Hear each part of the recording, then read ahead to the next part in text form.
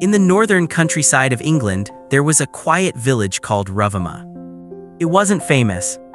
It wasn't rich. They were honest, hardworking, and simple.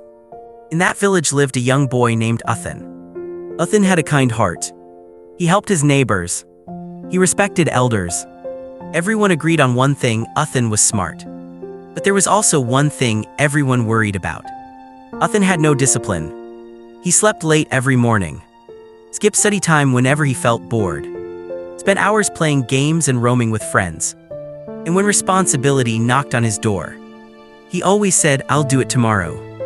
His parents warned him often. Uthan, talent without discipline leads nowhere. The villagers said the same. He's intelligent, they whispered. But intelligence without discipline is wasted. Uthan laughed it off. He believed freedom meant living however you wanted. To him, discipline felt like a cage. What he didn't realize was this: lack of discipline slowly becomes the strongest chain. Not far from the village lived an old teacher named Mr. Harrison. He was calm, simple, and deeply respected. People didn't admire him for his wealth. They admired him for his character. One afternoon, Uthan collapsed under a large oak tree, exhausted from playing. From there, he noticed Mr. Harrison teaching a small group of children nearby. The old man's voice was steady and firm. "Remember this," he said. "Discipline is the greatest strength a human can develop. It turns ordinary people into extraordinary ones." Uthan's ears caught fire. Discipline, the greatest strength. Stronger than intelligence, stronger than money. When the class ended, Uthan walked up to him. "Sir," Uthan asked, "is discipline really that important? Can't someone succeed without it?" Mr. Harrison smiled gently. "You'll get your answer tomorrow," he said. "But only if you come before sunrise." Uthan nodded confidently. "I'll be there." The next morning before dawn, a rooster crowed. Uthan was still buried in deep sleep. His blanket felt warm. His bed felt comfortable. A voice whispered, "Just sleep, one day won't change anything." Another voice argued back, "If you don't go, you'll never get the answer." The battle was fierce. But after a long struggle, Uthan stood up, yawning, rubbing his eyes, dragging his feet. When he reached the meeting spot, Mr. Harrison was already there. The old man smiled. "Congratulations," he said. "You've won your first victory." Uthan looked confused. "Victory over what?" "Over yourself," Mr. Harrison replied.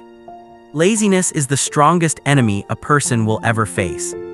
They walked toward the nearby farmlands as the sun slowly rose. Farmers were already working. Some were plowing fields. Some were sowing seeds. Some were guiding heavy equipment.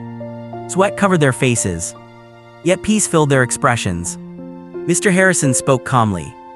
"These people wake up before sunrise every single day. Not because it's easy, but because missing one day can ruin an entire harvest. Discipline protects their future." Uthan watched silently. For the first time, he understood. Discipline isn't punishment. It's preparation. From that day on, Uthan began to change. He woke up early, created fixed study hours, balanced work and rest, set limits on games and distractions. It wasn't easy. Some mornings his body begged him to sleep. Friends mocked him. "What happened, old man? Why are you so serious all the time?" Sometimes he felt angry. Sometimes he wanted to quit. But Mr. Harrison's words echoed in his mind. Discipline means winning even when it's hard. If you defeat yourself, no force in the world can defeat you. Slowly, very slowly, control replaced chaos. Uthan learned that discipline isn't built in a day. It's built daily. Like water cutting through stone, not with force, but with consistency. Years passed. The same boy once called lazy became the most respected young man in Rovuma. He completed his education, returned to teach children in the village. People no longer said, "Uthan is smart." They said, "Uthan is disciplined, and that's his real power." Whenever someone needed guidance, they came to him. One evening, Mr. Harrison called Uthan to his home. "I'm proud of you," the old man said. "You won the greatest battle of your life." Uthan lowered his head respectfully. "Sir, I only followed the path you showed me."